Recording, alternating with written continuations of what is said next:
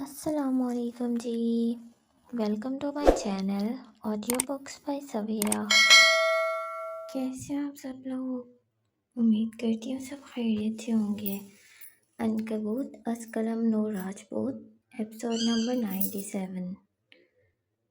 شہر کے رکوں میں دوڑتی سڑک پر فلک کا وجود ایک بے قابو پتے کی طرح کانپ رہا تھا۔ اس کے پھیپھڑوں میں ہوا نہیں بلکہ کانچ کی کرچیاں اتر رہی تھیں۔ ذہن کے پردے پر صرف ایک جملہ کسی آسیب کی طرح چمٹا تھا، بھاگو فلک، بھاگو۔ گاڑیوں کی ہیڈ لائٹس اس کی آنکھوں میں خنجر کی طرح چبھتیں اور ہر ہارن کی آواز ایسی لگتی جیسے کوئی اس کے کانوں میں چیخ رہا ہو۔ یہ زندہ شہر جو لاکھوں لوگوں کو پناہ دیتا تھا، آج اس کے لیے ایک وسیع اور عریض قبرستان بن چکا تھا، جہاں ہر سایہ ایک ممکنہ قبر کا کتبہ تھا۔ اس کے لرزتے ہاتھ فون سے چپک گئے تھے، اسکرین پر فجر اور فخر کے نام دھندلا رہے تھے۔ ہر ناکام کال کے بعد بجنے والی خاموش ٹون اس کے کانوں میں ایک اعلان کی طرح گونجتی، تم تنہا ہو، تم ہمیشہ سے تنہا تھیں۔ کوئی اس کا فون نہیں اٹھا رہا تھا، اسے یہ بھی نہیں پتا تھا کہ وہ کہاں آ گئی تھی۔ حواس باختہ اتنی تھی کہ اس نے کسی گاڑی کو نہ روکا، کسی آٹو کو، وہ بس رجب سے دور بھاگ جانا چاہتی تھی۔ زندگی میں کبھی ایسی صورتحال دیکھی ہی نہیں تھی، اسی لیے جانتی بھی نہیں تھی کہ کیسے نپٹنا تھا۔ پھر اسے ایک گلی نظر آئی، اندھیری گلی۔ وہ اس گلی میں مڑ گئی۔ یہ گلی نہیں، زمین کا ایک گہرا زخم تھا جس میں اندھیرا مواد کی طرح بھرا ہوا تھا۔ دیواروں پر جمی کائی اور نمی سے ایسی لکیریں بنی تھیں جیسے کسی نے اذیت میں اپنے ناخنوں سے انہیں کھرچا ہو۔ ہوا میں گٹر کی سڑان اور گیلی مٹی کی بانس اس طرح گھلی تھی جیسے موت خود اپنی آمد کا جشن منا رہی ہو۔ شاید اسے یہاں نہیں آنا چاہیے تھا، یہ کسی جرائم پیشہ افراد کا اڈہ لگ رہی تھی۔ وہ بھیڑ سے بچنا چاہتی تھی، شاید اس کے معاف ذہن نے اسے ایک ایسی جگہ دھکیل دیا تھا جہاں کوئی اسے دیکھ نہ سکے۔ یہی اس کی سب سے بڑی غلطی تھی۔ گلی کے دوسرے سرے پر روشنی کا نام و نشان نہیں تھا۔ اسے اپنی تیز سانسوں کی آواز کے سوا کچھ بھی سنائی نہیں دے رہا تھا۔ وہ دیوار کا سہارا لے کر رک گئی۔ اس کا سینہ تھونکنے کی طرح چل رہا تھا۔ اپنی طرف سے وہ چھپی ہوئی تھی اور پھر وہ وہاں تھا، نہ کوئی آہٹ، نہ کوئی قدموں کی چاپ۔ وہ اندھیرے کا ایک حصہ تھا جو اچانک الگ ہو کر ایک انسانی شکل میں ڈھل گیا، ایک سایہ جسے دیکھ کر خود شیطان بھی پناہ مانگے۔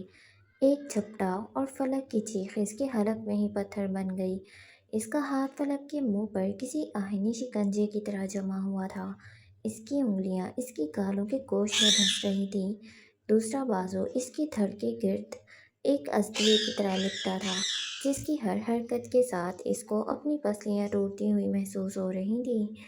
وہی شخص جو کچھ دیر پہلے تک مہکتی خوشبوؤں اور مسکراہٹوں سے جڑا تھا، اب زہریلے ناک کی پھنکار بن کر اس کی سماعتوں سے ٹکرا رہا تھا۔ کہاں بھاگ رہی تھی فلک عالمگیر صاحبہ؟ اس کی سرگوشی میں شہد میں لپٹا زہر تھا۔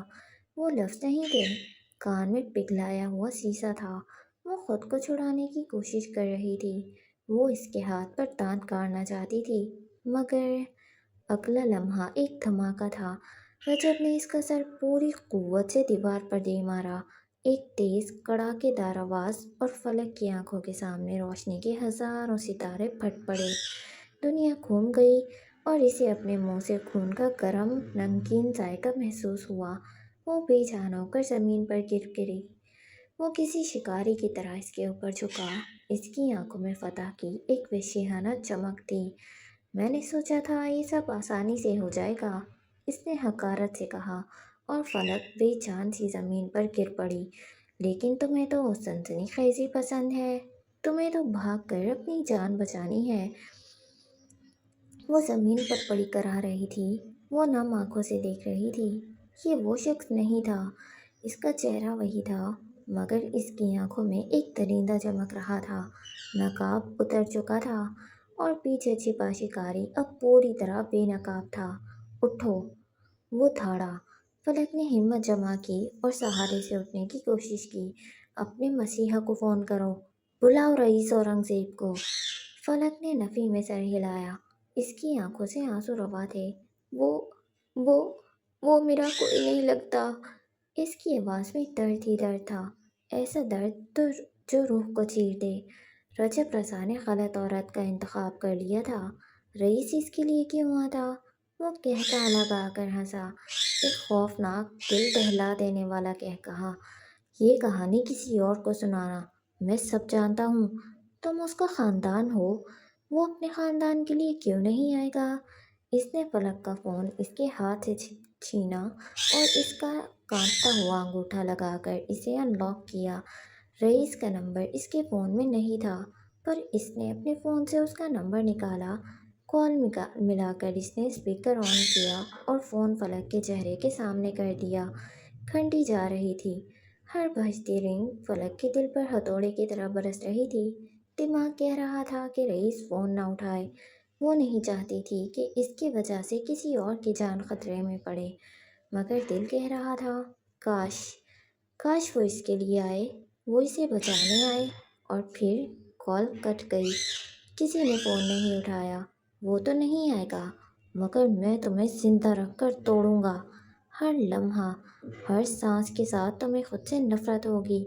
मेरी बहन की अजियत का बदला किसी को तो चुकाना होगा ना। इसने फलक के हाथ में फ़ोन पकड़ाया और फिर इसके हाथ पर पूरी कुव्वत से अपना पैर मारा। भारी बूट की ज़रब से इसकी फलक शुगाफ चीख उभरी। फ़ोन की स्क्रीन इसके हाथ में ही टूट गई। खून की लकीर बह निकली। वो उठना चाहती थी, मगर सर पर पड़ने वाले बूट की दूसरी ज़रब ने इसके हवास मज़ीद मुअत्तल कर दिए। इसका लिबास, इसका जिस्म इस गंदी गली के कीचड़ से सड़ चुका था। तो प्लीज़ मेरे साथ यूँ मत मत करो। मेरी क्या गलती है? मैंने कुछ नहीं किया। वो रो रही थी। तुम्हारी गलती? बताओ तुम्हारी गलती क्या है? वो पंजों के बल इसके करीब बैठा, दाएं हाथ की पहली उंगली इसके गाल पर फेरी। तुम्हारी गलती ये है मेरी जान कि तुम रईस से मोहब्बत नहीं करनी चाहिए थी। जैसे ही इसकी उंगली फलक की थोड़ी तक आई, एक जोरदार चांटा इसके नाजुक गाल पर पड़ा। वो सिसक उठी। इस चांटे की आवाज़ गली में गूंज गई। यूँ लगता था जैसे वहाँ कोई इंसान न रहता हो। इसकी चीखों पर, इसकी तकलीफ़ों पर कोई बाहर नहीं निकला था। मुझे तुम पसंद थी बचपन से। तुम्हारी खूबसूरती ने मुझे पागल कर दिया था। फिर मुझे पता चला तुम तो रईस औरंगज़ेब की मंगेतर हो। वो इसी के कबीले का था। वो जाम शुरू से था। वो उसे जानता था। वो उसे बचपन से जानता था। वो एक नफसियाती शख्स था जो लड़कपन से ही फलक आलमगीर का तालिब था। और मैंने सोचा कि क्यों रईस की मंगेतर क्यों हो तुम? उसमें ऐसा क्या है? फिर मुझे पता चला, रईस रईस रईस रईस वो तो हर जगह था। वो तो किसी बादशाह की तरह सब पता कर रहा था। मेरे कबीले का होकर वो मुझसे बहुत आगे था। क्यों? कैसे? इसने पलक के होंठ से निकलते खून को अपने अंगूठे से साफ किया। वो उठना चाहती थी, मगर रजब हर बार इसे एक चांटा मारकर दोबारा गिरा देता। पहले मुझे सिर्फ तुम्हारी वजह से उससे नफरत थी, और फिर उसने मेरी बहन का घर उजाड़ दिया। मेरी खुशकिस्मती के इसने तुम्हें छोड़ दिया, और मेरी दरख्वास्त पर तुम्हें मेरे नाम कर दिया गया। तुम मेरी हो फलक आलमगीर। मैं तुम्हारे साथ जो चाहे कर सकता हूँ, और मैंने तुम्हें अपने बदले के लिए चुना। इसके इंकशाफात फलक को साकित कर रहे थे। लेकिन तुम्हें इस सब का इतनी जल्दी पता नहीं चलना चाहिए था मेरी जान। पलक की आंखें खुली थी, मगर उनमें जिंदगी की कोई रमक दिखाई नहीं थी। वो सिर्फ एक गोश्त का लोथा थी जिसमें अजियत की लहरें दौड़ रही थीं। इसके साथ जो हो रहा था, ये जहन्नुम जैसा था। इसके वहम गुमान में भी नहीं था। वो तो नहीं आया, लेकिन अब तुम्हारी हर कराह, हर सिसकी, तुम्हारे खून का हर कतरा रईस औरंगज़ेब के लिए एक बद्दुआ बनेगा। वो उठ खड़ा हुआ, और अब कुछ फासले पर खड़ा अपने फ़ोन पर किसी का नंबर मिला रहा था। फलक की जानिब इसकी पीठ थी। शायद वो जानता था कि वो भाग नहीं पाएगी। इसी जुमले ने फलक के अंदर कोई टूटी हुई चिंगारी भड़का दी। वो अपनी सारी हिम्मत जमा करके ज़मीन पर घसीटती हुई उठी, एक जख्मी जानवर की तरह जो अपनी आखिरी सांस तक लड़ना चाहता था। इसने गली के दहाने की तरफ भागने की कोशिश की। इसके कदम लड़खड़ा रहे थे, वजूद कांप रहा था, मगर आंखों में जीने की एक आखिरी मायूस कुन जिद थी। वो अभी मरना नहीं चाहती थी। इसके ढेरों ख्वाब थे। तब एक धार सुनाई दी। एक लम्हे के लिए गली में रोशनी का झमाका हुआ और कान फाड़ देने वाला धमाका हुआ। एक गोली आग का गोला बनकर आई और फलक की पिंडी को चीरती हुई गुजर गई। ये दर्द नहीं था, ये अजियत की इंतहा थी। जैसे किसी ने गर्म लोहे की सलाख इसकी हड्डियों के अंदर घुमा दी हो। चमड़ा, गोश्त और हड्डी सब एक साथ चीख उठे। वो ज़मीन पर इस तरह गिरी जैसे किसी ने कांच की गुड़िया को बुलंदी से फेंक दिया हो। इसकी चीख, आह! वो चीख नहीं थी, वो एक जानवर की आखिरी दिल खराश पुकार थी जो आसमान तक को हिला गई थी। वो ज़मीन पर पड़ी तड़प रही थी। इसका जिस्म झटके खा रहा था और इसकी टांग से खून फव्वारे की तरह बहकर गली की गलाजत में जज्ब हो रहा था। वो आहिस्ता आहिस्ता कदम कदम चलता हुआ इसके पास आया। इसके चलने का अंदाज ऐसा था जैसे कोई फातेह बादशाह अपनी फतह का नज़ारा कर रहा हो। इसने फलक को बालों से पकड़कर इसका चेहरा ऊपर उठाया। फलक की आंखों में अब खौफ नहीं था, न अजियत थी। उनमें एक खालीपन था, एक ठहराव और मुकम्मल भयानक नाउम्मीदी। मैंने तुम्हें मौका दिया था फलक। इसकी आवाज़ अब बर्फ़ की तरह सर्द थी।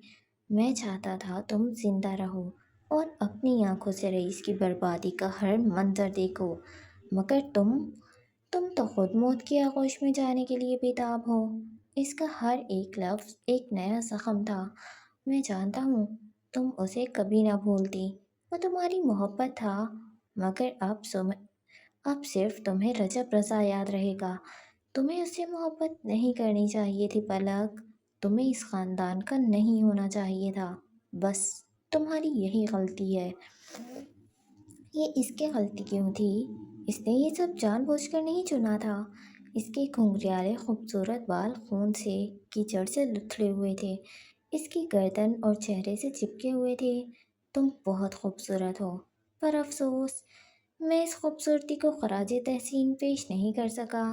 वो अपने अंगूठे की मदद से इसके होंठ सहला रहा था। फलक की मुड़ी हुई पलकें नम थीं। वो इसका हाथ अपने जिस्म से हटाना चाहती थी, मगर इसके अपने हाथ ही नहीं उठे। ज़मीन पर बहता इसका खून गली की तारीकी में एक स्याह लकीर बना रहा था जो किसी अलमनाक दास्तान के पहले बाब की तरह थी। इसकी नीम पलकें अब आसमान को तक रही थीं। शायद वो पूछना चाह रही थी, कोई क्यों नहीं आया? क्या मेरा वजूद इतना बेमायने था? इसके होंठ हिले, मगर कोई आवाज़ न निकली। फिर दर्द और वहशत के इस तूफान के बीच इस मायूस कुन सुकून इस पर तारी होने लगा।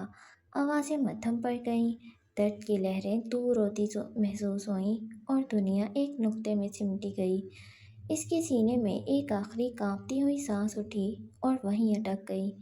कुछ देर गली के बंद कबाड़ खुलने लगे। पुलिस के सायरन की आवाज़ सुनाई दी। कुछ देर बाद गली के बंद कबाड़ खुलने लगे। पुलिस के सायरन की आवाज़ सुनाई दे रही थी और कुछ फासले पर पड़े इसके फ़ोन की स्क्रीन जगमग कर रही थी, मगर टूटी हुई स्क्रीन पर किसी का नाम वाज़ेह नहीं हुआ। फ़ोन करने वाला कौन था, ये पता नहीं चल पाया। फजर की सिसकियों का तूफान थम चुका था, मगर इसके बाद की खामोशी में एक गहरा सुकून था। वो गली के सीने पर सर रखे इसकी धड़कनों के ठहराव में अपनी बिखरी हुई ज़ात को समेट रही थी। इसके आंसुओं से भीगी वली की शर्ट ठंडी हो रही थी और रात की ताज़ा हवा में इसके परफ्यूम की हल्की सी महक इसकी हवास पर छा रही थी। ये इसकी ज़िंदगी का शायद पहला लम्हा था जब इसके रूह के चीथड़ों को किसी ने नफ़रत से नहीं बल्कि हिफाजत से छुआ था। वो हिसार जिसमें वो कैद थी एक पनाहगाह था, एक ऐसा लम्हा जो सदियों पर मुहीत लग रहा था।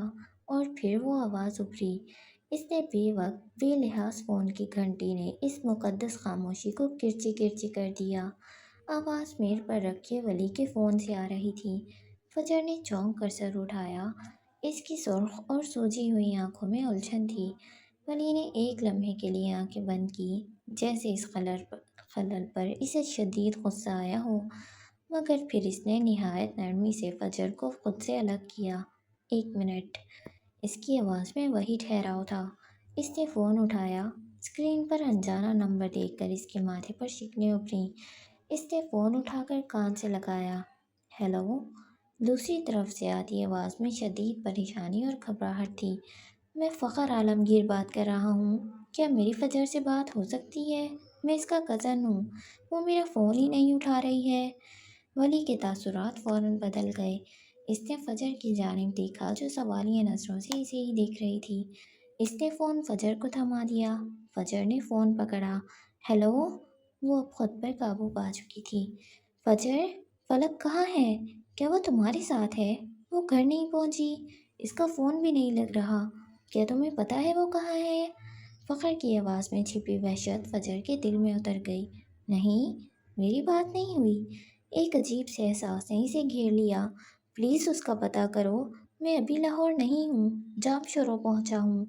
उसने हमें कई फ़ोन किए, लेकिन मैं और बिशारत भाई उठा नहीं पाए। वो किसी मुसीबत में ना हो। मुझे बहुत डर लग रहा है। वो रजब रजब से मिलने गई थी। फ़खर के आखिरी अल्फाज एक हथौड़े की तरह फजर के दिमाग पर लगे। मैं मैं मैं देखती हूँ, इसने लरजती आवाज़ में कहा और वली को फ़ोन वापस पकड़ाकर दीवाना वार अंदर की जानिब भागी। इसने अपना फ़ोन ऊपर कमरे में वॉलेट में पड़ा था। वो सीढ़ियाँ फलांगती हुई अपने कमरे में पहुंची, वॉलेट खोला और फ़ोन निकाला। दिल धक धक कर रहा था। स्क्रीन रोशन होते ही इसका दिल जैसे किसी ने मुट्ठी में भींच लिया हो। पलक की 7 मिस्ड कॉल्स थीं। 7 बार इसकी दोस्ती से पुकारती रही थी। और वो अपनी अजियत में गुम थी। इसे कैसे पता नहीं चला? इसके कानों में फ़खर की आवाज़ गूंजने लगी। वो किसी मुसीबत में ना हो। वो कहाँ होगी? वो फ़ोन क्यों नहीं उठा रही? इसे अपना दम घुटता हुआ महसूस हुआ। वो भागती हुई नीचे आई, जहाँ वली किसी गहरी सोच में खड़ा इसी का मुंतज़िर था। वली, उ- उसकी 7 मिस्ड कॉल्स हैं। इसकी आवाज़ टूट रही थी। वली ने आगे बढ़कर इसके हाथ से फ़ोन ले लिया। इसके चेहरे पर अब शदीद संजीदगी थी। फिक्र ना करो, मैं देखता हूँ। इसने फ़ौरन अपने फ़ोन से मुराद का नंबर मिलाया। फजर बेचैनी से टहल रही थी, बार बार फलक का नंबर मिला रही थी। इसका चेहरा बार बार आंखों के सामने आ रहा था। मुराद, बिग का फ़ोन तुम्हारे पास है? वली की आवाज़ में एक तेज़ी थी। हाँ। क्या उन्हें किसी अनजान नंबर से फ़ोन आया था? चेक करो।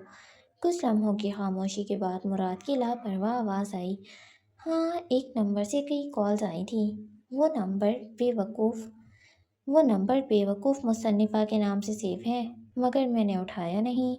आज के दिन मैं रईस का मूड ख़राब नहीं करना चाहता था। मैं जानता हूँ वो कौन है। ये सुनते ही वली का दिमाग घूम गया। उसने बेसाख्ता बालों में हाथ फेरा। इसका दिल किसी अनहोनी के ख्याल से बैठ गया। वो फलक थी मुराद। वो शायद किसी मुसीबत में है। वो गायब है। तुम्हें फ़ोन उठाना चाहिए था। इसकी आवाज़ में गुस्सा और पछतावा था। फजर का दिल डूबने लगा। वो कहाँ होगी? वो घर क्यों नहीं गई? इसका जहन माऊफ हो रहा था। कोई बात नहीं, हम ढूंढ लेंगे। वली ने इसे तसल्ली दी, मगर इसकी अपनी आंखों में तशवीश की गहरी परछाइयाँ थीं। वो अब भी पागलों की तरह फलक का नंबर मिलाए जा रही थी। हर बार बेल जाती और हर बजती रिंग इसके दिल पर छुरी की तरह लगती। वो दुआ कर रही थी कि फलक फ़ोन उठा ले, चाहे चीखे चिल्लाए, मगर बस फ़ोन उठा ले। और फिर बेल कट गई और फ़ोन उठा लिया गया। फजर की सांस रुक गई। एक लम्हे की उम्मीद इसके दिल में जागी। हेलो फलक, कहाँ हो तुम? ठीक तो हो ना? वो एक ही सांस में बोली, मगर दूसरी जानिब से जो आवाज़ आई वो फलक की नहीं थी। वो एक अजनबी, संजीदा और भारी मर्दाना आवाज़ थी। मैडम, ये फ़ोन जिस खातून का है वो आगे जो इत्तला दी गई। इसने फजर को साकित कर दिया। इसके हाथ से फ़ोन फिसलने ही वाला था कि वली ने आगे बढ़कर उसे थाम लिया। फजर की आंखें बेयकीनी से फैली हुई थीं। चेहरे पर कोई तासुर नहीं था, जैसे वो पत्थर की हो गई हो। इसका पूरा वजूद कांप रहा था। वली ने फ़ोन इसके हाथ से लेकर अपने कान से लगाया और अब वो खुद बात कर रहा था। इसके चेहरे के तासुरात हर गुजरते लम्हे के साथ संगीन होते जा रहे थे। पेशानी पर गहरी लकीरें उभर आईं और जबड़े भींच गए। फजर को पूरी दुनिया घूमती हुई महसूस हुई।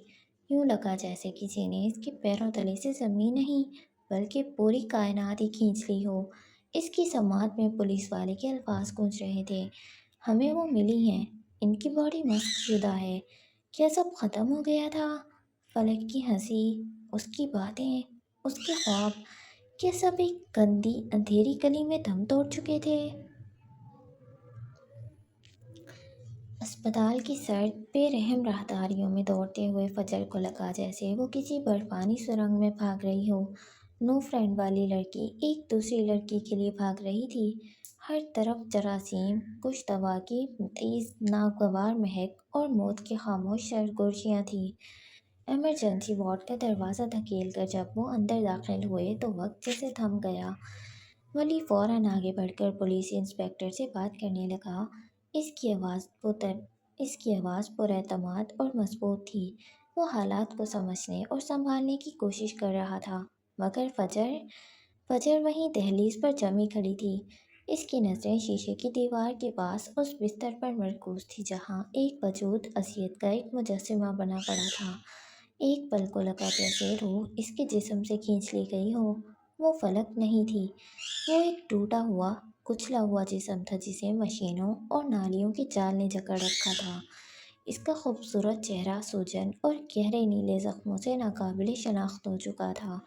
एक आंख सूजकर मुकम्मल तौर पर बंद थी और दूसरे गाल पर एक गहरा खराश था जो किसी दरिंदे के नाखूनों का निशान लग रहा था। इसके होंठ फटे हुए थे। इसके घुंघराले रेशमी बाल अब भी जमे हुए खून से लुथड़े हुए थे। सर पर बंधी चौड़ी पट्टी सुर्ख थी। इसके जिस्म पर बिछी चादर भी इस पर ढाए गए तशद्दुद को छुपा नहीं पा रही थी। जिस टांग पर गोली लगी थी वो भारी पट्टियों में जकड़ी एक अजीब जाविये पर रखी गई थी। इसके बाजुओं पर लगे अनगिनत नील ऐसे लग रहे थे जैसे किसी ने इसे बेरहमी से पकड़ा और घसीटा हो। मगर सबसे खौफनाक मंजर उन मशीनों का था जो इसे जिंदा रखे हुए थी। वेंटिलेटर की एक नाली इसके हलक में उतरी हुई थी।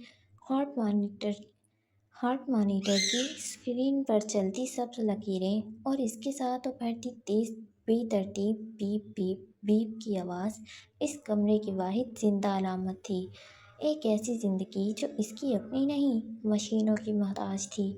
पास लटके खून की थैली से सुर्ख माया कतरा कतरा इसकी रगों में उतर रहा था। इस खून की जगह ले रहा था जो बेदर्दी से गली की गलाजत में बहा दिया गया था।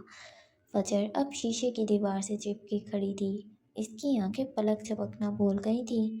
इसके कानों में वली और पुलिस की आवाज़ें आ रही थीं। जामशोरो इत्तला कर दी गई है। घर वाले निकल चुके हैं। हालत तशवीशनाक है। मगर इसके दिमाग तक कोई लफ्ज़ नहीं पहुंच रहा था। इसकी दुनिया इस शीशे के उस पार्ट वजूद पर आकर ठहर गई थी। उसे फलक याद आई, मुस्कुराती हुई, नाजुक, मासूम, जो इसके साथ एक जैसे रंग के कपड़े पहनना चाहती थी। इसे अपनी वो अजियत, वो चीथड़ों में लिपटी रूह याद आई, मगर वो तो सिर्फ एक एहसास था, एक नफसियाती ज़ख्म था। ये ये तो हकीकत था। ये गोश्त पोस्ट पर लगे ज़ख्म थे। ये हड्डियों तक उतरी हुई अजियत थी। और फिर इसके अंदर कुछ टूटा। ये खौफ था, एक ऐसा ठंडा जानलेवा खौफ जो इसने पहले भी महसूस किया था। पेरिस की एक पुरानी गली में जब रईस को गोली लगी थी, वो इसे अपनी वजह से मरता हुआ नहीं देख सकती थी। और अब इसे लग रहा था जैसे फलक इसी की वजह से इस हाल में थी। इसका वो स्याह साया एक और जिंदगी निगलने को तैयार था। ये स्याह साया इसका पीछा क्यों नहीं छोड़ देता? शीशे की दीवार पर रखी इसकी उंगलियां लरस रही थी। इसे लोगों से नफरत थी, वो उनसे दूर भागती थी। मगर आज पहली बार इसे फलक को खोने का डर लग रहा था। इसे अपनी बात से वहशत हो रही थी कि अगर मॉनिटर की वो बीप बीप करती आवाज़ खामोश हो गई तो क्या? اگر وینٹیلیٹر کا مشینی سانس رک گیا تو کیا ہوگا؟ وہ زندگی سے بھرپور لڑکی یوں مر نہیں سکتی تھی۔ اس نے 7 بار فجر کو فون کیا تھا۔ یہ خیال بجلی بن کر اس کے ذہن پر گرا۔ ہر بیپ کی آواز اب اسے ایک مسڈ کال کی یاد دلا رہی تھی، ایک پکار جسے اس نے نہیں سنا۔ وہ اپنی اذیت کے خول میں اتنی گم تھی کہ باہر کسی کی چیخیں اس تک پہنچ ہی نہ سکیں۔ اسے ہوش نہ آیا تو وہ کوما میں جا چکی تھی۔ اسے ہوش نہ آیا تو وہ کوما میں جا سکتی ہے۔ ڈاکٹر کی یہ آواز جو اس نے راہداری میں سنی تھی اب اس کے کانوں میں گونج رہی تھی۔ کوما؟ ایک زندہ موت؟ نہیں، وہ اسے مرا ہوا نہیں دیکھنا چاہتی تھی۔ وہ اس بے جان جسم کو مزید بے جان ہوتے نہیں دیکھ سکتی تھی۔ ولی پولیس سے بات ختم کر کے اس کے پاس آیا اور نرمی سے اس کے شانے پر ہاتھ رکھا۔ فجر یوں کانپی جیسے کسی نے برف کی سیل اس کی گردن پر رکھ دی ہو۔ اس نے ولی کی طرف دیکھا۔ اس کی آنکھوں میں اب آنسو نہیں تھے، ان میں ایک گہری بھیانک دہشت تھی، ایک ایسی دہشت جو کسی جنگ کے ہارنے پر نہیں بلکہ اپنے کسی عزیز کو موت کی جبڑوں میں دیکھ کر طاری ہوتی ہے۔ اس کے ہونٹ کپ کپائے مگر کوئی لفظ ادا ہی نہیں ہوا۔ وہ بس وہاں کھڑی تھی، اپنی واحد دوست کی اذیت کو دیکھ رہی تھی۔ وہ یہ دعا کر رہی تھی کہ کاش وہ اس کی جگہ ہوتی، کاش یہ سارے زخم اس کے جسم پر ہوتے، کیونکہ جسم کے زخم شاید بھر بھی جائیں مگر اپنی غفلت سے کسی اپنے کو موت کے منہ میں دھکیلنے کا یہ زخم، یہ جرم کبھی نہیں بھرنے والا تھا۔ وہ مر نہیں سکتی، وہ مر نہیں سکتی، اسے زندہ رہنا ہوگا۔ ولی نے اس کا بازو پکڑ لیا۔ وہ اسے دیکھ رہی تھی، وہ اس سے جواب چاہتی تھی، وہ چاہتی تھی کہ وہ کہے ہاں فلک زندہ رہے گی، مگر ولی نے اس کی گردن کے گرد بازو پھیلا کر اسے اپنے قریب کر لیا۔ وہ مر نہیں سکتی، اسے زندہ رہنا ہوگا، وہ مر نہیں سکتی۔ اس کے لرزتے لب ایک ہی بات دہرا رہے تھے، اس کے اندر کا وحشت زدہ وجود چیخ رہا تھا مگر سسکیاں اس کے گلے میں اٹک گئیں۔ کتنے منصوبے بنائے تھے ان دونوں نے، ساتھ مل کر کتنا کچھ کرنا چاہتی تھیں۔ وہ اسے ایسے چھوڑ کر نہیں جا سکتی تھی۔ ابھی ابھی تو اس نے خود کو آزاد کیا تھا، ابھی ابھی تو وہ اپنی اذیتوں کو دیکھنے کے قابل ہوئی تھی، ابھی ابھی تو اسے اپنی چیتروں میں لپٹی روح پر ایک لباس ملا تھا، لیکن اگر وہ مر گئی تو اس کی روح ہمیشہ کے لیے چیتروں میں لپٹی ہی رہ جائے گی۔ وہ سیاہ سایہ اس پر ہمیشہ کے لیے قابض ہو جائے گا۔ نہیں، اسے نہیں مرنا چاہیے، فلک کو زندہ رہنا ہوگا۔ اسپتال کی راہداری جو کچھ دیر پہلے تک فجر کے خوف اور ولی کی خاموش مضبوطی سے بھری تھی اب ایک نئے طوفان کی زد میں تھی۔ دروازہ ایک جھٹکے سے کھلا اور رئیس اندر داخل ہوا۔ اس کے پیچھے عروضہ اور مراد بھی تھے۔ رئیس کی آفت میں کوئی افراتفری نہیں تھی بلکہ ایک سرد بھیانک سکوت تھا جو کسی بڑے دھماکے سے پہلے چھا جاتا ہے۔ اس کی آنکھوں میں نہ کوئی خوف تھا نہ کوئی ہمدردی، صرف ایک گہری یک بستہ حیرت اور ضبط شدہ قہر تھا۔ اس کی نظر سب سے پہلے فجر اور ولی پر پڑی اور پھر سیدھا شیشے کی دیوار پر جہاں فلک زندگی کی بھیانک مانگ رہی تھی، جہاں فلک زندگی کی بھیک مانگ رہی تھی۔ وہ ایک لفظ کہے بغیر نپے تلے قدموں سے چلتا ہوا اس شیشے کے سامنے جا کھڑا ہو گیا۔ وہ ساکت تھا۔ یہ وہ لڑکی تھی جس کی آنکھوں میں اس کے لیے ہمیشہ ایک محبت چمکتی تھی، جو اس سے بے لوث محبت کرتی تھی، جس نے 13 سال اس کا انتظار کیا تھا اور پچھلے 13 سالوں سے اپنے ٹھکرانے کی اذیت کو ساتھ لے کر جی رہی تھی۔ ایک زندہ دل، کہہ کہہ بکھیرنے والی لڑکی، اور آج وہ محبت ہی اس کا کفن بن گئی تھی۔ اسے فلک سے محبت نہیں تھی مگر اس کی عزت اس کے خاندان سے جڑی تھی۔ اسے فلک سے محبت نہیں تھی مگر دونوں کی رگوں میں ایک ہی خون بہتا تھا اور وہ خون بے دردی سے بہایا گیا تھا۔ وہ اس کے نام کی بھیٹ چڑھائی گئی تھی اور یہ توہین، یہ حالت ناقابل برداشت تھی۔ اس کی آنکھوں کے سامنے فلک کا وجود نہیں تھا بلکہ اپنے نام پر لگا ایک بدنما داغ تھا، ایک ایسی شکست جس کا وہ تصور بھی نہیں کر سکتا تھا۔ اگر وہ مر جاتی تو، اگر وہ مر گئی تو، یہ سوال اس کے دماغ میں گونجا نہیں، یہ ایک حقیقت بن کر اس کے وجود پر اترا۔ اگر وہ مر جاتی تو یہ قصہ ایک المناک داستان بن جاتا، مگر وہ بھی زندہ تھی، اور اس کی ہر چلتی سانس، مانیٹر کی ہر بیپ رئیس اورنگزیب کے غرور پر ایک چانٹے کی طرح پڑ رہی تھی۔ سب سے اس کے چہرے کے زاویے بگڑ گئے، اس کی مٹھیاں پھنسی ہوئی تھیں۔ آخری وقت میں وہ رجب رضا کے ساتھ تھی، اس پر روزہ تحقیق کر رہی تھی۔ کچھ دیر بعد وہ اپنے ٹیبلٹ کے ساتھ آئی، اس کے چہرے پر حیرانی تھی۔ جازب لغاری رجب رضا کا بہنوئی تھا، اس نے اپنے بدلے کے لیے یہ سب کیا ہے۔ دیوار پر پڑنے والا رئیس کا مکہ زوردار تھا، یہ اتنا شدید تھا کہ کھال اتر گئی، خون رسنے لگا۔ روزہ نے سانس روک لی۔ مراد اور ولی اب ڈاکٹر کے پاس کھڑے تھے، وہ اس کی حالت کا پوچھ رہے تھے، جبکہ فجر ایک جانب بیٹھی تھی، اس پرانے سے صوفے پر۔ اس کا چہرہ اسپاٹ تھا۔ پتہ کرو وہ کہاں ہے، یہ اس کا حکم تھا۔ پولیس بھی ڈھونڈ رہی ہے، شاید وہ انڈر گراؤنڈ ہو چکا ہے، میں اپنی پوری کوشش کروں گی، وہ سنجیدگی سے کہتی چلی گئی۔ اس کی کھال سے رشتہ خون اب نیچے ٹپک رہا تھا۔ اس نے ایک نظر فجر کو دیکھا، پھر وہ جلتا ہوا اس کے قریب پہنچا اور فاصلہ رکھ کر بیٹھ گیا، بالکل ویسے ہی جیسے سالوں پہلے وہ خاموشی سے آ کر بس اسٹاپ پر اس کے ساتھ بیٹھ گیا تھا۔ فرق یہ تھا، آج فجر کی بجائے اس کا ہاتھ زخمی تھا۔ فجر کی نظر اس کے چمچماتے جوتے پر پڑی، پھر اس نے سر اٹھایا، رخ موڑ کر اس کو دیکھا۔ ہیزل آنکھوں میں ٹھنڈک تھی، وجود کو جما کر مار دینے والی ٹھنڈک۔ میں اتنی ملعون کیوں ہوں؟ اس نے دھیرے سے سوال کیا۔ رئیس نے سانس روک کر اسے دیکھا، چہرہ اسپاٹ تھا، البتہ آنکھیں جل رہی تھیں۔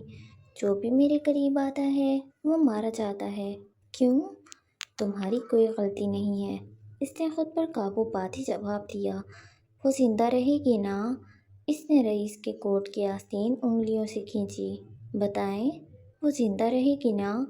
وہ رو نہیں رہی تھی، اس کا وجود سرد تھا، ٹھنڈا اور بے تاثر۔ اس کے اندر تکلیف نے اسے جما دیا تھا، وہ ٹھنڈا خوف اسے مزید جما رہا تھا، اس کا دل بند ہو رہا تھا۔ رئیس نے اس کی تکلیف محسوس کی اور پھر ایک گہری سانس لے کر خود پر ضبط کیا۔ آپ تو رئیس اورنگزیب ہیں نا، آپ اسے بچا لیں گے، اسے بچا لیں پلیز، میرے پاس اور کوئی دوست نہیں ہے، اگر وہ میری وجہ سے مر گئی تو وہ زندہ رہے گی۔ اس کی بات کاٹتے ہوئے دھیرے سے اپنی آستین اس نے چھڑا لی۔ فجر نے چند لمحے اسے دیکھا اور پھر گردن جھکا لی، وہ مزید کچھ نہیں کہنا چاہتی تھی۔ ولی بات ختم کر کے چلتا ہوا ان کی جانب آیا اور پھر فجر کے دوسری جانب بیٹھ گیا۔ تین کردار صوفے پر بیٹھے تھے، ایک بستر پر پڑی تھی، امید ہے وہ جلد ہوش میں آ جائیں گی، اس نے اطلاع دی۔ چار کردار ایک چھت تلے جمع ہو چکے تھے، اس گھر کی بنیاد جو رانیہ والے حادثے کے بعد رکھی جا چکی تھی، اب وہ دھیرے دھیرے تعمیر ہو رہا تھا۔ وہ سب اکٹھے ہو رہے تھے، ان کا گھر بن رہا تھا، ایک خوبصورت گھر۔ میں رجب رضا کو ایسی موت دوں گا کہ موت بھی کانپ اٹھے گی۔ وہ اٹھ کھڑا ہوا اور پھر بڑے بڑے قدم دھرتا باہر نکل گیا، پیچھے وہ تین رہ گئے۔ صبح کی دھیمی روشنی میں راہداری میں ایک کوہرام برپا ہو گیا تھا، جام شوروں سے عالمگیر خاندان پہنچ چکا تھا۔ دروازہ 2 بار کھلا اور ایک قیامت اندر داخل ہو گئی۔ فلک کی ماں کا دل دہلا دینے والا بین پوری راہداری میں گونج اٹھا۔ میری تھی، میری ایک ہی تو تھی، کیا بگاڑا تھا میری گڑیا نے کسی کا؟ وہ شیشے کی دیوار کی طرف لپکنا چاہتی تھی، مگر ان کے 2 جوان بیٹوں نے انہیں تھام رکھا تھا۔ فلک کے والد عالمگیر صاحب، جن کے نام سے جام شورو واقف تھا، آج ان کے کندھے جھکے ہوئے تھے۔ وہ ایک مضبوط چٹان کی طرح تھے جو اندر سے کھوکھلی ہو چکی تھی۔ ان کی نظریں بے تاثر تھیں، مگر ان کے اندر کا طوفان ان کی بھجی ہوئی مٹھیوں سے عیاں تھا۔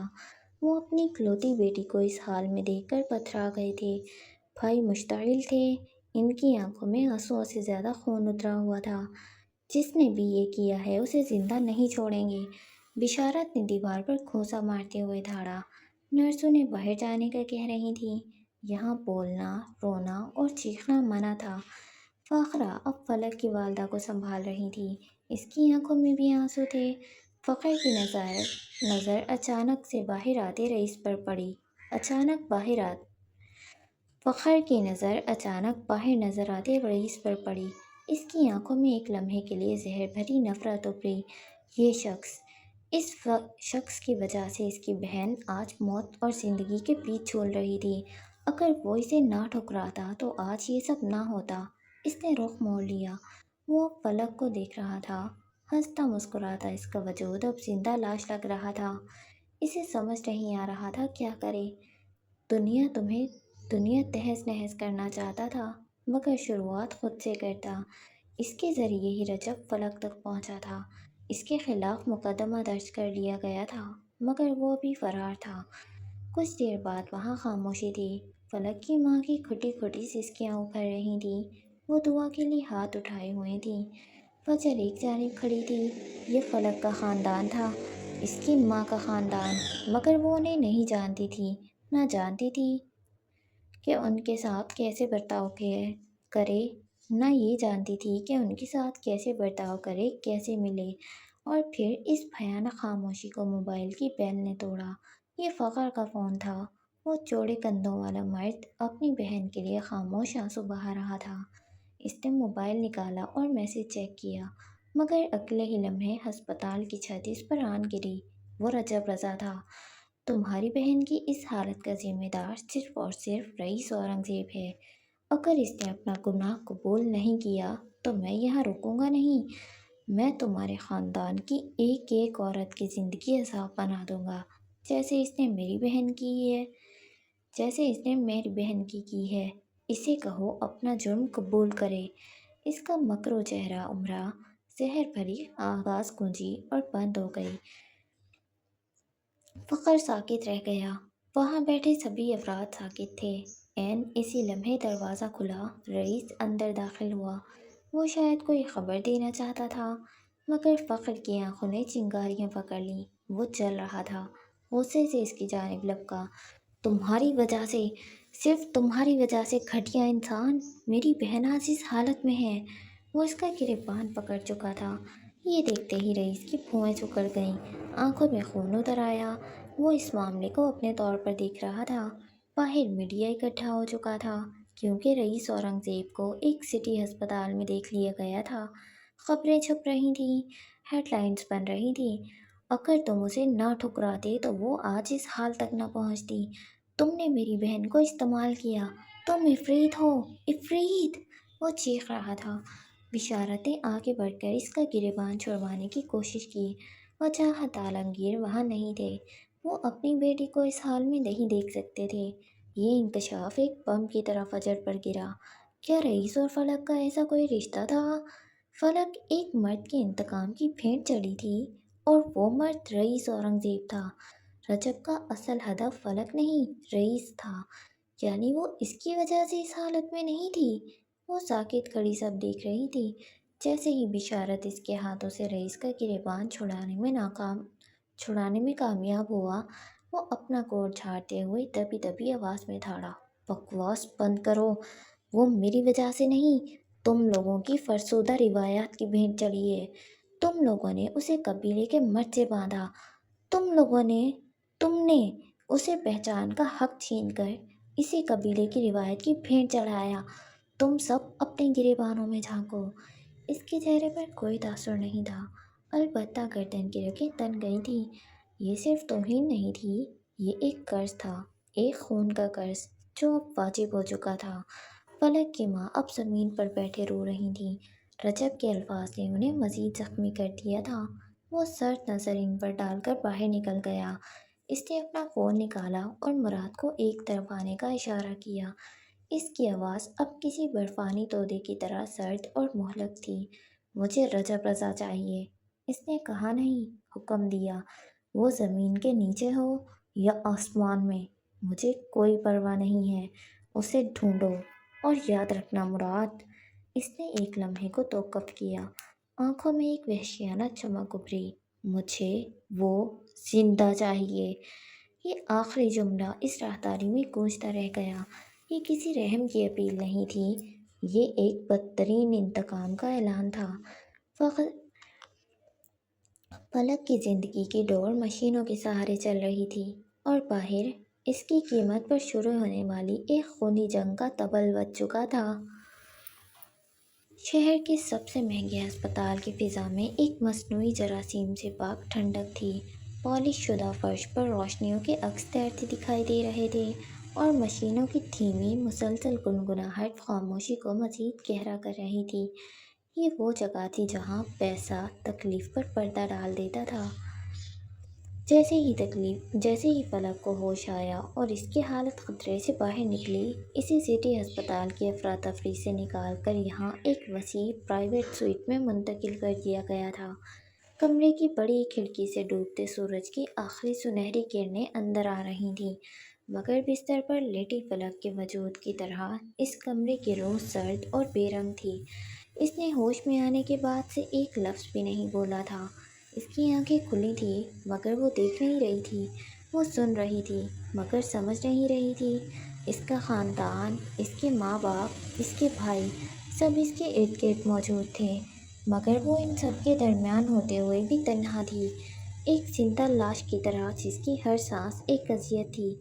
جبکہ رئیس کل اسے منتقل کرنے کے بعد خود غائب ہو چکا تھا۔ باہر سیکیورٹی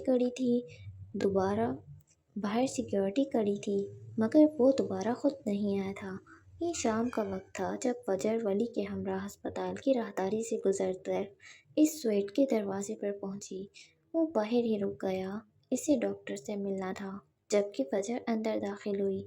اس نے ہلکے بھورے رنگ کا سادہ سا سوٹ پہن رکھا تھا، سیاہ دوپٹہ سلیقے سے شانوں پر ٹکا تھا اور بالوں کو ایک ڈھیلے سے جوڑے میں قید کر رکھا تھا۔ آنکھوں پر لگا چشمہ اتار کر اس نے بالوں میں الجھ لیا۔ چہرے پر تھکن کے ساتھ ایک مضبوط ارادے کے آثار تھے۔ صبح وہ اپنی ماں کو یہیں چھوڑ گئی تھی تاکہ وہ برسوں بعد اپنے بچھڑے ہوئے خاندان سے مل سکیں۔ دن بھر آنسوؤں اور معافی طلبی کا سلسلہ چلا تھا۔ وجاہت عالمگیر نے آج جب اپنی بیٹی کو تکلیف میں دیکھا، اس کی تکلیف محسوس کی، تو اپنے ماں باپ کا خیال آیا جو اپنی بیٹی سے ملے بنا ہی مر گئے تھے۔ ان کی تکلیف محسوس ہوئی۔ آخر انہوں نے اتنا وقت کیوں لگا دیا تھا؟ جیسے ہی فجر اندر داخل ہوئی، صوفے پر بیٹھی نگین بیگم جو اپنی بیٹی کی خاموشی پر اندر ہی اندر گھل رہی تھیں، انہوں نے اسے دیکھا اور ان کی آنکھیں نفرت سے پھیل گئیں۔ پہلے وہ اپنے دکھ اور صدمے میں اسے ٹھیک سے دیکھ نہیں پائی تھیں، مگر اب اپنے سامنے کھڑی اس اسپاٹ چہرے والی لڑکی کو دیکھ کر ان کے اندر کا سارا زحل ابل پڑا۔ یہ چہرہ ان کے نزدیک تباہی کی علامت تھا۔ یہ چہرہ ملعون تھا۔ اس چہرے نے کیا کچھ نہیں کیا تھا؟ وہ شاید اپنے حواسوں میں نہیں تھی، اسے منار سمجھ رہی تھی۔ تم یہاں کیا کر رہی ہو؟ ان کی آواز میں سندھی لہجے کی تلخی نمایاں تھی۔ اپنی جگہ سے اٹھ کھڑی ہوئی۔ فجر اپنی جگہ پر ٹھہر گئی۔ اس نے رخ موڑ کر ایک نظر بستر پر لیٹی فلک پر ڈالی جس کی خالی آنکھیں چھت کو گھور رہی تھیں۔ گلاس وال سے اس کا وجود زیادہ واضح نہ ہوا۔ مجھے فلک سے ملنا ہے۔ اس کی آواز پرسکون مگر اٹل تھی۔ اس نے ہسپتال میں کافی وقت گزارا تھا مگر پہلی بار فلک کے سامنے جانے کی ہمت کر رہی تھی۔ جب سے اسے ہوش آیا تھا، اس سے اس کا سامنا کرنے کی ہمت نہیں ہو رہی تھی۔ میری بیٹی سے دور رہو، وہ جیسے پھنکاری۔ تم ملعون ہو، تم یہاں کیوں آئی ہو؟ میری بیٹی کی بچی خوشی زندگی بھی برباد کرنے؟ وہ کسی زخمی شیرنی کی طرح فجر پر چڑھ دوڑی۔ ان کا ارادہ اسے دھکے دے کر باہر نکالنے کا تھا۔ اسی شور پر بستر پر لیٹی فلک نے آہستہ سے آنکھیں کھولیں۔ وہ خالی اور ویران تھیں۔ اس نے گردن موڑ کر دروازے کی طرف دیکھا۔ اس کی ماں فجر کو وہاں سے نکالنا چاہتی تھی، جبکہ فجر اپنی جگہ پر جمی ہوئی تھی۔ میں فلک سے ملے بغیر نہیں جاؤں گی۔ سویٹ 2 کمروں اور ایک لاؤنج پر مشتمل تھا۔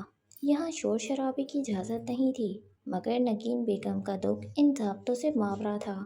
میں تمہیں اپنی بیٹی کے قریب بھی نہیں پھٹکنے دوں گی۔ انہوں نے اپنی نند یعنی ترنم بیگم کی طرف گھور کر دیکھا۔ واضح اشارہ تھا کہ وہ اپنی بیٹی کو یہاں سے لے جائیں۔ اماں نے ایک نظر اپنی جگہ پر پتھر بنی فجر کو دیکھا اور ان کے چہرے پر اذیت کی لہر دوڑ گئی۔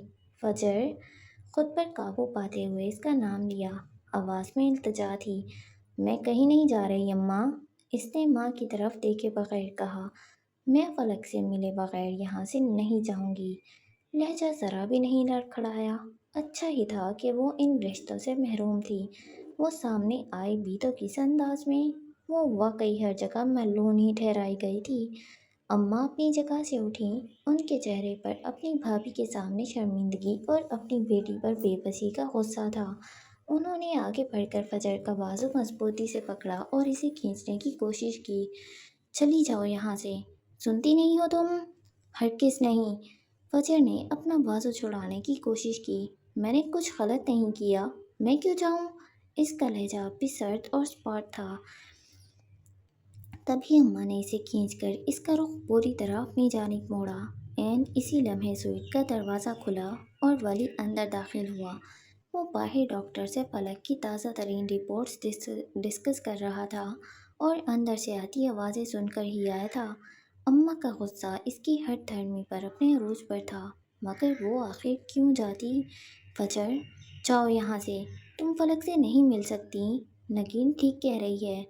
इसकी माँ के अल्फाज थे ये, जो अपनी भाभी के इल्ज़ामात पर मोहर लगा रहे थे। वो दुनिया के सामने तस्लीम कर रही थीं कि इनकी बेटी मनहूस थी। सारी दुनिया को उन्होंने ही तो बताया था। मैं नहीं जा रही। अपने मौक़िफ़ से हट जाना फजर ने सीखा ही नहीं था। चेहरा स्पॉट था, जैसे इसे इनके अल्फाज से कोई फ़र्क ही ना पड़ता हो। इसी लम्हे अम्मा का हाथ हवा में बुलंद हुआ।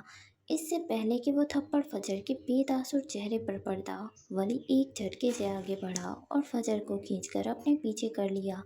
अम्मा का हाथ पूरी कुव्वत से इसके सीने पर पड़ा। पीछे हट जाओ लड़के। अम्मा ने इसे खूंखार नज़रों से घूरा। वली ने फजर को अपने पीछे किया, मगर एक कदम भी पीछे नहीं हटाया। इसकी आवाज़ धीमी थी, मगर इसमें ऐसी सख्ती थी कि कमरे में मौजूद हर शख्स ठिठक गया। मैं पीछे हट जाऊंगा, मगर आपको किसने इजाज़त दी कि आप मेरी बीवी पर हाथ उठाएं? इसके अल्फाज बर्फ़ की तरह ठंडे थे। फ़खर, जो अभी अभी अंदर दाखिल हुआ था, अपनी जगह पर जम गया। नगीन बेगम के होंठ खुले के खुले रह गए और अम्मा की आंखें हैरत से फैल गईं। ये मेरी बेटी है, तुम पीछे हट जाओ, अम्मा तड़प कर बोली। उनका चेहरा जलाल से लाल हो चुका था। यकीनन आपकी बेटी है, वली ने पुरसुकून मगर सर्द लहजे में जवाब दिया, मगर अब ये मेरी बीवी है। इसके हकूक़ व फ़राइज़ मेरे ज़िम्मे हैं। मैं अब इसका वली हूँ। इसने नगीन बेगम और फ़खर की तरफ देखा। इसे हाथ लगाने का या मारने का हक आपको किसने दिया? वो दोबारा अम्मा की तरफ मुतवज्जा हुआ। मैंने आपको ये हक नहीं दिया, तो आप किसकी इजाज़त से इस पर हाथ उठा रही हैं?